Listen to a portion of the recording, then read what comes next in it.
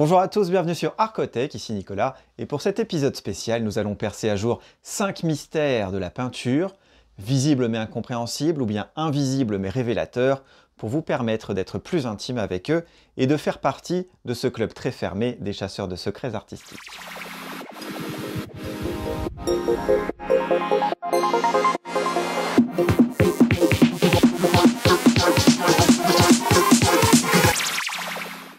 Peindre, c'est bien des choses. Figer un instant du temps, évoquer ce qui transcende l'âme depuis la religion, l'histoire, la gloire. On expose son statut au monde ou à quelques privilégiés. Mais une peinture, ça peut être aussi plus important que ça aux yeux des hommes. Et qu'est-ce que Jan van Eyck cherche à faire lorsqu'il peint les époux Arnolfini en 1434 ? Pourquoi cette signature bien visible de l'artiste au centre du mur ?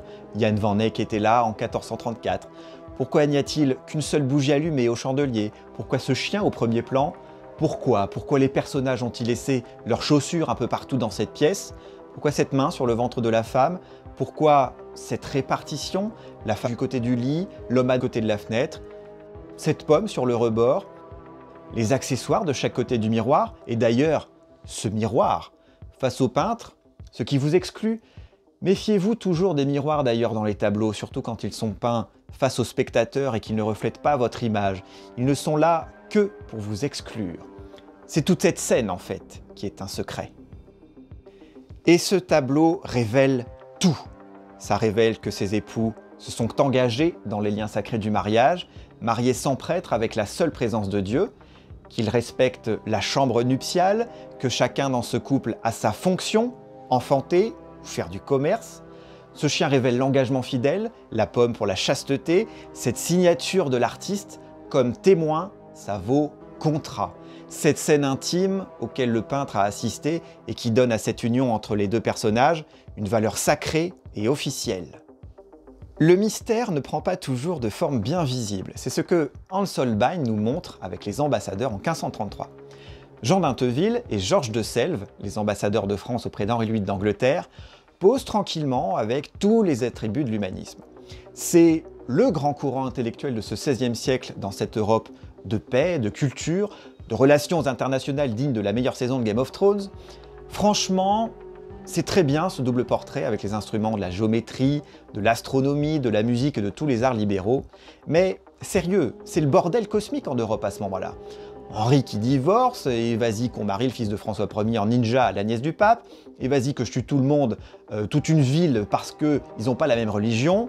Bref, ok. Mais c'est quoi cette chose au premier plan ? Eh ben, c'est le revers de la médaille que Hans Holbein ne manque pas de représenter. Parce que la puissance et la gloire, les conflits, les arrangements d'argent ou de territoire, les alliances politiques et les mariages, ô vanité, pauvre vaniteux du monde, souviens-toi que tu mourras et que tout le savoir, la richesse, le pouvoir que tu accumules sur cette terre, tu ne l'emporteras pas dans la mort. C'est une anamorphose d'un crâne humain. En fait, le tableau mesure un peu plus de 2 mètres par 2 mètres, et si vous regardez le tableau de côté, assez proche du mur, et depuis le bas, vous apercevez distinctement un crâne. Tout bascule en fin de compte. Et si je vous disais que Michel-Ange avait peint tout le casting de la Bible complètement nu. Le Christ comme une vraie bête de sexe, pour le Jugement dernier, fresque de 1536, que tout le monde connaît dans la chapelle Sixtine au Vatican. Oui, je vous assure, c'est une apocalypse avec les élus qui montent, les damnés qui descendent, les anges, les démons, chacun tire de son côté, et Jésus-Christ au centre, la rédemption de l'humanité, mais tout ça en mode naturiste. Alors bien sûr, Michel-Ange cherche l'idéal antique. L'anatomie sculpturale, c'est fascinant, comme un Apollon ou un Hercule, et c'est bourré de symboles et d'iconographie qu'aujourd'hui seuls les connaisseurs comprennent, entre les cannibales, les martyrs et ce purgatoire dantesque. La fresque est inaugurée en 1541, sauf que ça fait un énorme scandale. Vous imaginez le pape faire la messe et derrière lui, donc les fidèles face à cette orgie de pénis et de seins à l'air, et on parle du Christ bonté divine, c'est impossible. Alors, du coup, en 1565, on demande de rhabiller tout le monde, et c'est fini le nudisme, le pape exige la chasteté et la bienséance. Donc on fait appel à Daniel de Volterra pour ce travail, si bien qu'il recevra un petit surnom en lien avec celui-ci, Il Braghettone, le poseur de braguettes, et je vous assure que c'est vrai de vrai. Les secrets sont parfois créés non par l'artiste, mais par le passage du temps. La Ronde de nuit de Rembrandt a également un autre titre, la compagnie de Franz Ballingkock et de Willem van Ruitenburg.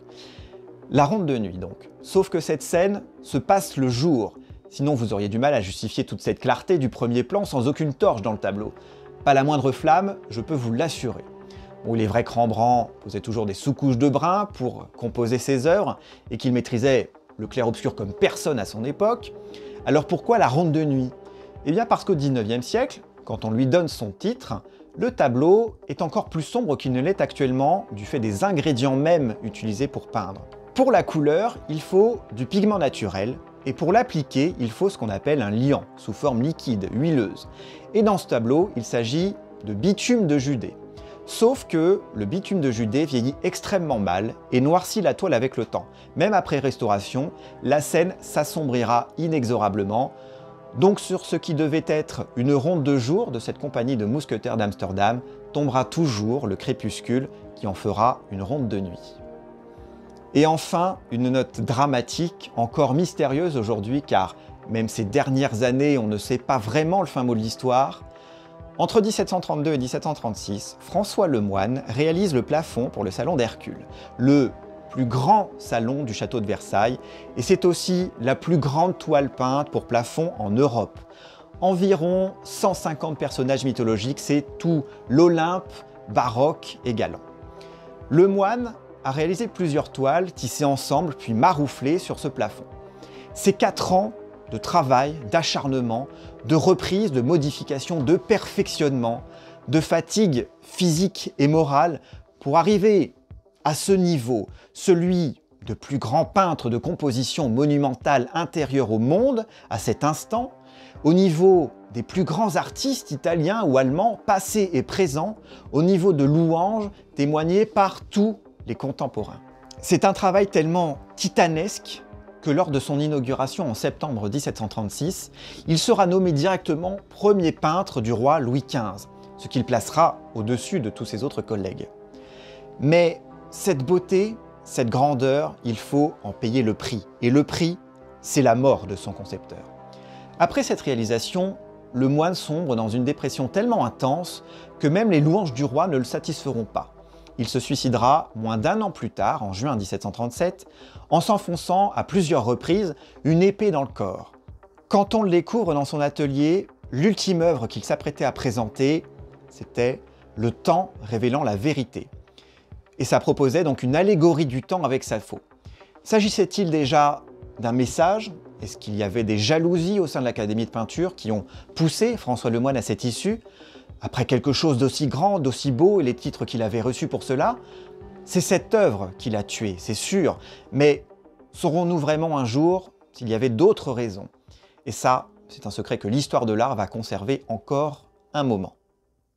Maintenant, vous savez quoi regarder et ce que vous regardez. J'espère que cette vidéo vous aura plu. N'hésitez pas à laisser un commentaire, abonnez-vous, partagez-moi et je vous dis à très bientôt sur Arcotech.